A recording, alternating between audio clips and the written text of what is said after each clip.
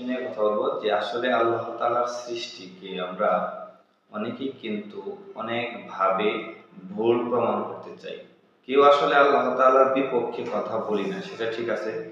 কিন্তু আপনার আমার জানার অজান্তেই কিন্তু অনেক প্রকার ভুল ভ্রান্তি হচ্ছে। তো যে বিষয়টা হলো যে আমরা প্রথমত আল্লাহর কাছে শুকরিয়া আদায় করা উচিত যে আমাদেরকে আল্লাহ তাআলা একজন মুসলিম হিসেবে পৃথিবীতে প্রেরণ করেছেন।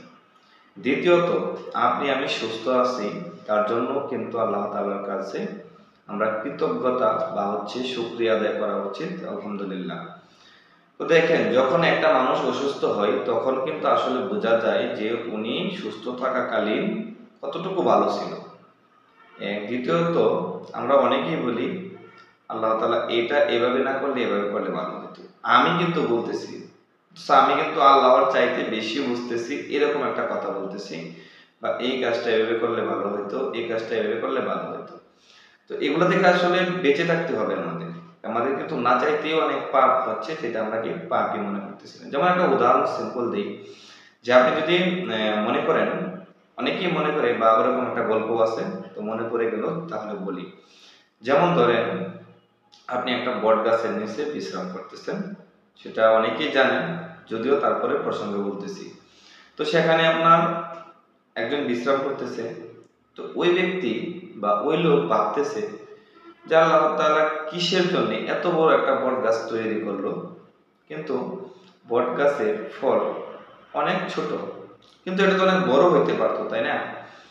তখন সেই লোক ভাবতে ভাবতে একটা সময় দেখা যায় যে তার উপরে কপালে বা সম্ভবত নাকে একটা ছোট এই ফল, বট গাছের ফল এসে পড়লো, এবং কি সেখানে তিনি আহত হলেন বা দুঃখ বা ব্যথা অনুভব করলেন।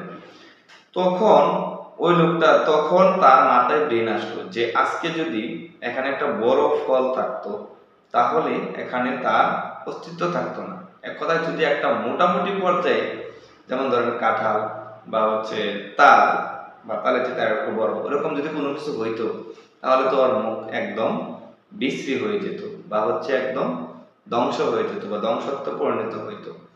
তখন সেই লোকটা বুঝতে পারে যে আসলে আমি যে ভাবছি যে কিসের জন্য আল্লাহ তাআলা এখানে এরকম এত বড় একটা গাছে এত ছোট একটা ফল দিলেন। আসলে বট গাছটা বিশেষ করে দেওয়ার কারণ যে মানুষ বিশ্রাম করবে এবং সেখানে আরাম আরাম করার জন্য বা করার জন্য যাবে। সো সেখানে যদি আপনি বড় ফল দেন তাহলে সেক্ষেত্রে অনেক ধরনের দুর্ঘটনা ঘটতে পারে। আসলে আল্লাহর চাইতে আমরা কেউ বেশি বুঝি না, এই কথাটা সবাই মাথায় রেখে কাজ করা উচিত। তাহলে আমাদের অনেক প্রকার পাপ থেকে বেঁচে থাকতে পারবো। আমাদের না চাইতেও কিন্তু অনেক প্রকার পাপ হচ্ছে।